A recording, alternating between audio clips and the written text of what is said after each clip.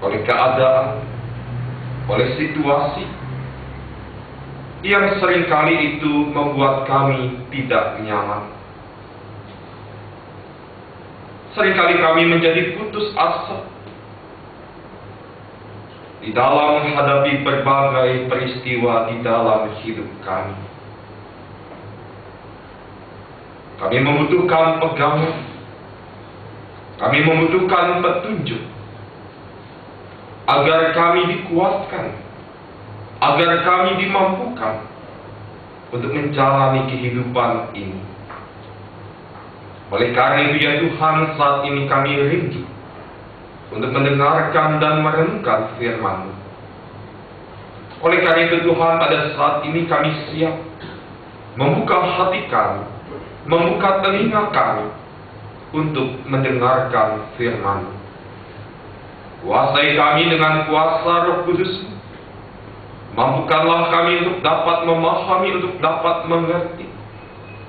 Dan tidak hanya berhenti sampai kami memahami dan mengerti firman-Mu, tetapi biarlah kuasa Roh Kudus-Mu jugalah yang akan memampukan kami, agar di dalam hidup kami dapat menjadi pelaku-pelaku firman yang Tuhan kehendaki. Hamba-Mu yang akan menyampaikan firman Tuhan adalah manusia yang lemah, manusia yang penuh dengan keterbatasan.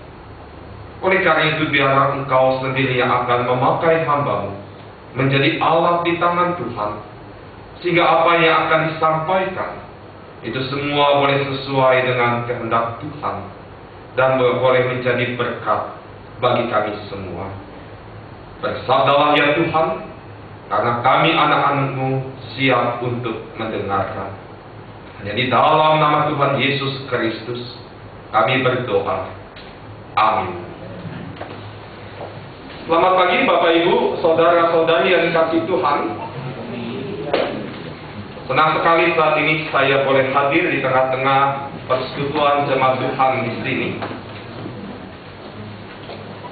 Pembacaan firman Tuhan pada saat ini terambil dari kitab Amos.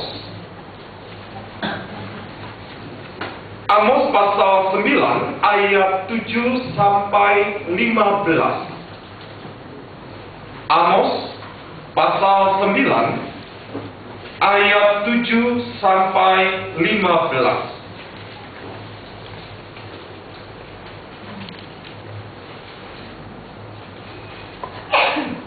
Amos 9 ayat 7 sampai 15. Demikian firman Tuhan. Bukankah kamu sama seperti orang Ethiopia bagiku, hai orang Israel? Demikianlah firman Tuhan. Bukankah aku telah menuntun orang Israel keluar dari tanah Mesir, orang Filistin dari Kaftor, dan orang Aram dari Kir? Sesungguhnya Tuhan Allah sudah mengamat-amati kerajaan yang berdosa ini. Aku akan memunahkannya dari muka bumi. Tetapi aku tidak akan memunahkan keturunan Yakub sama sekali. Demikianlah firman Tuhan.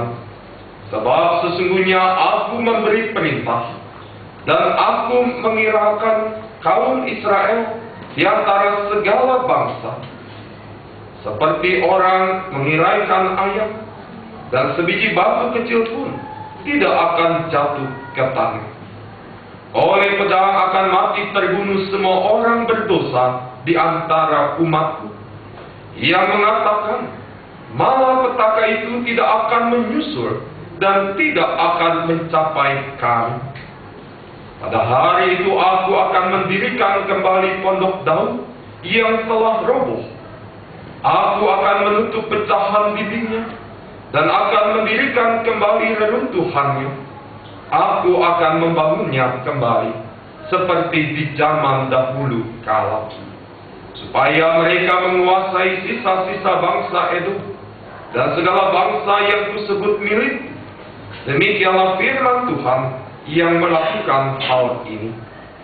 Sesungguhnya waktu akan datang, demikianlah firman Tuhan, bahwa pembajak akan tepat menyusul penuai, dan pengirik buah anggur penabur benih.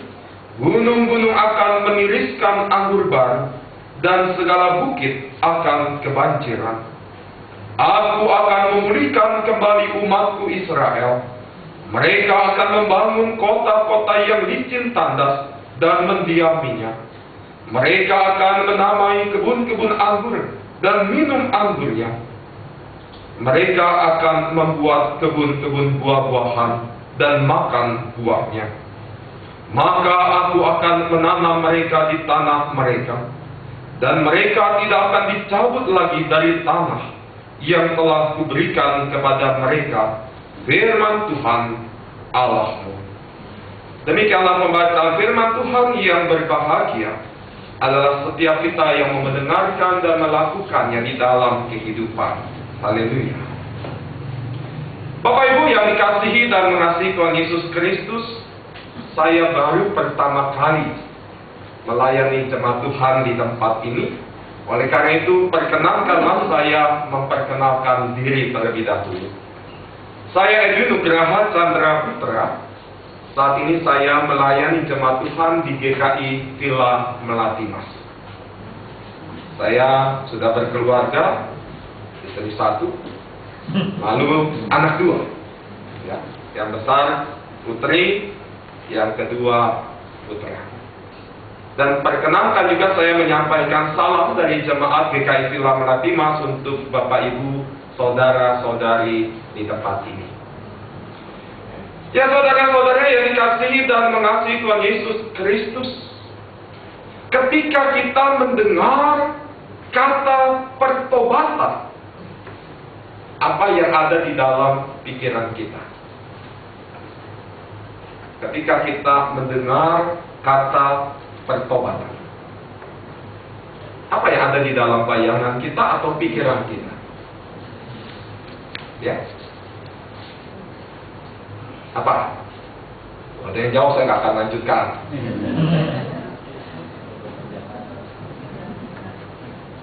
Ya, apa pertobatan? Penyesalan. Hidup baru. Hidup baru. Apa lagi? Penyesalan. Apa lagi? Hidup baru, penyesalan, apa lagi? Nah, saudara-saudara, secara umum sikap pertobatan itu seringkali dipahami sebagai sikap yang jera atau kapok, ya, untuk berbuat dosa.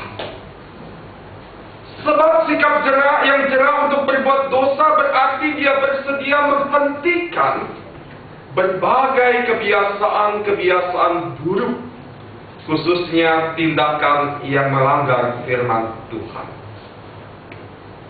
Problem yang dihadapi oleh banyak orang adalah umumnya mereka tahu, kita semua mengerti, kita semua memahami bahwa berbuat dosa itu merupakan hal yang jahat di mata Tuhan. Betul? Betul? Melakukan dosa itu artinya kita melakukan sesuatu yang keji di mata Tuhan. Tetapi seringkali kita juga tidak tahu bagaimana kita dapat jerah untuk tidak berbuat dosa lagi. Itu sebabnya agar seseorang dapat bertobat, maka agama-agama pada umumnya menciptakan yang namanya efek jerah. Di Perjanjian Lama kita dapat melihat bagaimana Allah mengaruniakan hukum Taurat yang menurut tradisi umat Israel itu ada 613 hukum. 613 hukum. Kalau nggak percaya nanti Bapak Ibu di rumah hitung satu-satu. Ya.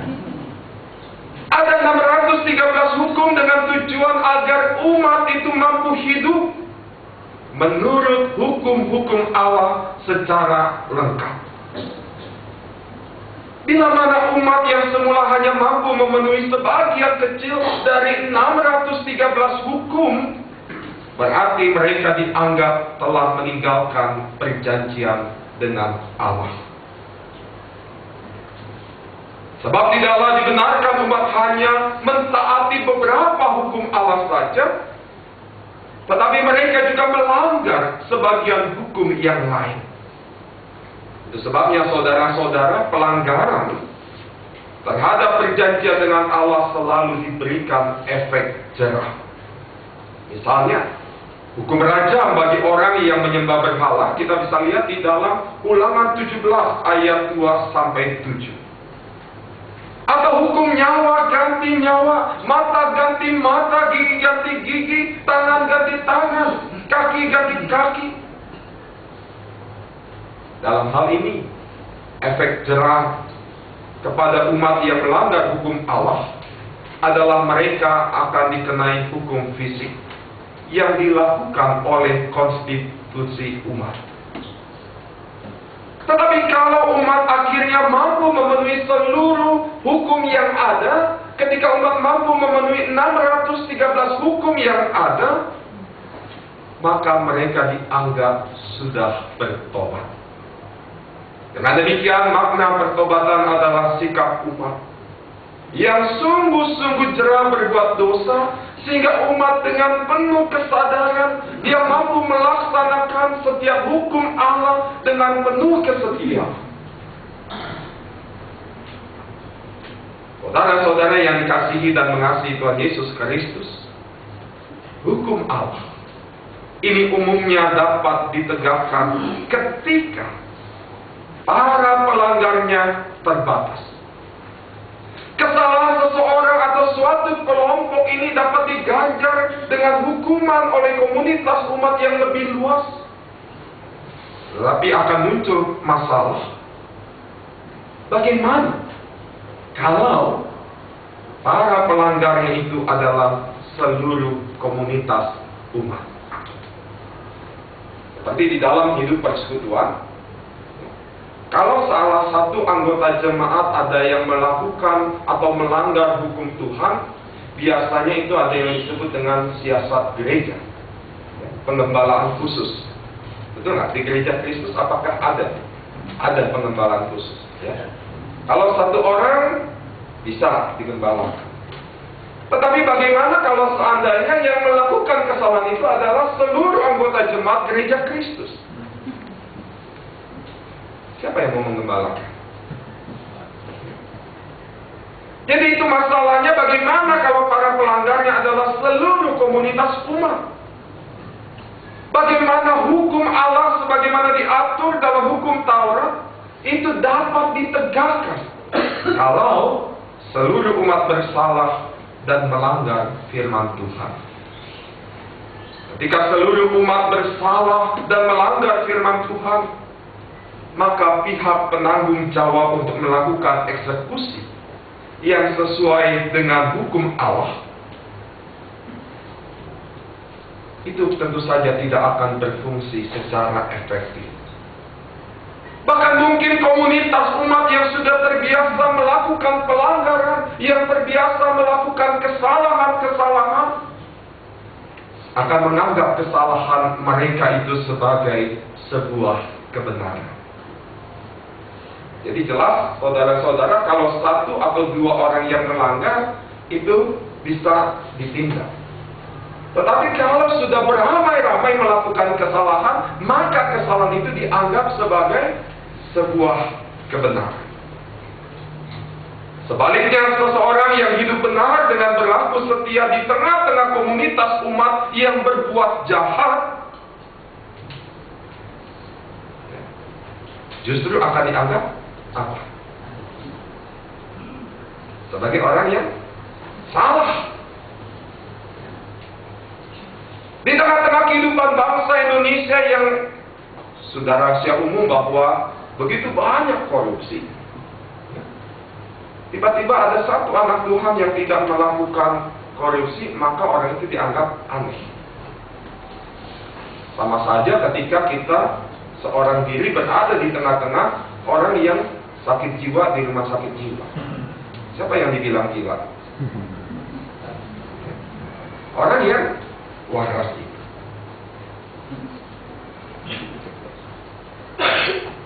Hukum Tuhan yang benar dan suci akan dianggap oleh komunitas sebagai hukum yang mengekang kebebasan mereka. Ya, mereka akan berusaha menolaknya untuk bertobat. Mereka menolaknya untuk melakukan pembaruan hidup di dalam komunitas mereka. Mereka akan cenderung untuk meneruskan dosa dan kejahatannya, sehingga akhirnya itu akan menjadi dosa secara struktural. Di dalam kondisi yang demikian, maka hukuman yang efektif untuk memurnikan dosa struktural ini tidak dapat ditempuh selain melalui hukum alam. Lebih khusus lagi, Tuhan akan datang sebagai seorang hakim. Tuhan akan datang untuk mengadili dan menghukum umat yang berdosa agar mereka sungguh-sungguh menyadari dan akhirnya mereka sungguh-sungguh bertobat, yaitu perubahan dari sikap hati ke perilaku yang benar. Hukuman Allah kepada umat yang melakukan dosa struktural ini adalah bertujuan untuk memulihkan kehidupan yang selaras dengan kekudusan Allah. Bentuk hukuman Allah tersebut umumnya terjadi dalam bentuk pemusnahan alam. Ketika manusia secara kolektif berdosa dan tidak bersedia mengalami pertobatan, maka Allah akan memberikan hukuman yang seperti terjadi di zaman Lut. Jadi dosa yang struktural akan dihukum Allah secara struktural juga. Tetapi sebaliknya, dosa yang sifatnya pribadi ini tentu saja akan dihukum Allah secara pribadi. Saudara-saudara yang dikasihi dan mengasihi Tuhan Yesus Kristus, bangsa Israel adalah bangsa pilihan Tuhan. Tuhan sudah menunjukkan banyak hal-hal yang ajaib kepada bangsa Israel. Bahkan Tuhan sudah banyak mengirimkan nabi-nabi yang menyampaikan suara Tuhan kepada mereka. Tetapi apa yang terjadi? Sayangnya bangsa Israel tidak juga bertobat atas segala perbuatan-perbuatan mereka. Bangsa Israel tidak mau bertobat atas segala dosa-dosa mereka, sehingga akhirnya mereka dibuang ke Asyur dan ke Babel. Dan dalam masa pembuangan inilah mereka pun akhirnya sadar akan dosa-dosa mereka, sadar akan kesalahan-kesalahan mereka. Saudara-saudara, Tuhan melalui Nabi Amos menyampaikan janji pemulihan yang akan Tuhan lakukan kalau bangsa ini bertobat dan berbalik dari segala dosa-dosa mereka. Jadi sangat jelas di sini ada janji Tuhan akan memulihkan kehidupan Israel, tetapi dengan satu syarat. Apa syaratnya? Kalau mereka bertobat. Kalau mereka mau menyadari kesalahan mereka dan mereka mau bertobat. Tuhan menjadikan walaupun pondok dahun, gambaran bangsa Israel ini sudah roboh, tetapi dikatakan di dalam bacaan kita tadi, pada hari Tuhan, Tuhan akan memulihkan mereka. Tuhan akan menutup dinding yang sudah pecah, dan Tuhan akan mendirikan kembali pondok dahun, walaupun sudah berbentuk reruntuhan. Tuhan menjanjikan bahwa Ia akan membangun kembali pondok daun yang sudah runtuh itu seperti dahulu kala. Pondok daun itu akan berdiri tegak kembali. Pondok daun itu akan berdiri megah kembali, yang melambangkan kehadiran Tuhan di tengah-tengah umatnya. Dengan kembali pulihnya pondok daun, maka umat Tuhan akan dapat menguasai apa yang sudah menjadi haknya itu. Itulah kenapa ketika Ezra dan Nehemia kembali ke Yerusalem dari Babel, mereka berusaha memfokuskan diri untuk kembali membangun bait Allah terlebih dahulu. Hal ini sangat penting, karena bait Allah, saudara-saudara, merupakan lambang dari kehadiran Allah di tengah-tengah umatnya. Selain itu, Tuhan juga berjanji akan memulihkan kondisi perekonomian mereka ketika mereka mau dengan sungguh-sungguh bertobat. Tuhan menjadikan hasil tanaman yang melimpah, Bahkan proses menabur dan menuai saling susul-menyusul.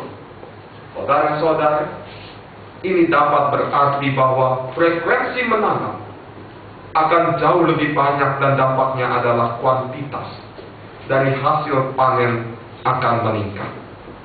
Selain itu dikatakan bahwa lahan-lahan baru akan dibuka di tempat-tempat yang tidak pernah terpikirkan sebelumnya. Misalkan di gunung-gunung, lahan-lahan tersebut akan menghasilkan dalam jumlah yang sangat besar. Nah, saudara-saudara, akibat dari pemulihan ekonomi ini, maka dikatakan kota-kota akan berkembang dengan sangat pesat. Kota-kota yang dahulu ditinggalkan, kini akan didiami dan ditempati. Para penduduknya akan hidup dengan menikmati hasil bumi yang sangat luar biasa. Para penduduknya akan hidup dengan menikmati hasil bumi ini. Standar kehidupan akan naik. Mereka akan membuat kebun anggur dan kebun buah serta memakan hasil dari kebun-kebun tersebut. Hal ini pun dapat berarti bahwa ketika Tuhan memulihkan suatu bangsa, maka Tuhan juga akan memulihkan dengan total dan sempurna. Janji pemulihan Tuhan ini tidak pernah setengah-setengah kepada umatnya. Sama seperti janji Tuhan, bahwa pemulihan Tuhan itu seperti Tuhan sedang menanam tanaman, dan tanaman itu tidak akan tercabut lagi. Itu saudara-saudara, janji yang Tuhan nyatakan, janji yang Tuhan berikan kepada bangsa Israel, dan juga janji ini berlaku bagi kita semua. Saudara-saudara yang dikasihi dan mengasihi Tuhan Yesus Kristus, mungkin ada di antara kita yang saat ini masih belum bertobat dari segala dosa-dosa kita, dari segala pelanggaran kita, dari segala kesalahan-kesalahan yang terus-menerus kita lakukan di dalam kehidupan kita, sehingga kita pun tidak dapat merasakan pemulihan dari Tuhan. Ingat, Tuhan berkata bahwa jika umatnya mau merendahkan diri, ketika umatnya mau berdoa, ketika umatnya mau mencari Tuhan, dan ketika umatnya mau berbalik dari segala dosa-dosa dan kejahatan, maka Tuhan akan mendengarkan dari surga. Tuhan akan mengampuni kita, serta Tuhan akan memulihkan kehidupan kita. Bagian kita itu sangat sederhana. Itu kita tinggal merendahkan diri. Kita tinggal mau mengakui segala dosa-dosa kita, dan kita mau mengakui dosa-dosa itu di hadapan Tuhan. Kita mau berdoa mencari Tuhan, dan kita mau berbalik dari segala dosa-dosa kita. Selanjutnya, bagian Tuhan adalah memulihkan kehidupan saudara-saudara dan juga kehidupan saya. Pemulihan dari Tuhan itu berarti kehidupan yang jauh lebih baik daripada kehidupan sebelumnya. Kehidupan yang sudah kita lalui, kehidupan yang sudah kita jalani sebelum kita melakukan pertobatan di dalam kehidupan ini. Masih banyak kesempatan di dalam kehidupan kita. Oleh karena itu yang harus kita pertanyakan kepada diri kita masing-masing, maukah kita bertobat agar hidup kita dipulihkan? Janji Tuhan akan pemulihan itu boleh sungguh-sungguh terjadi di dalam kehidupan kita. Amin.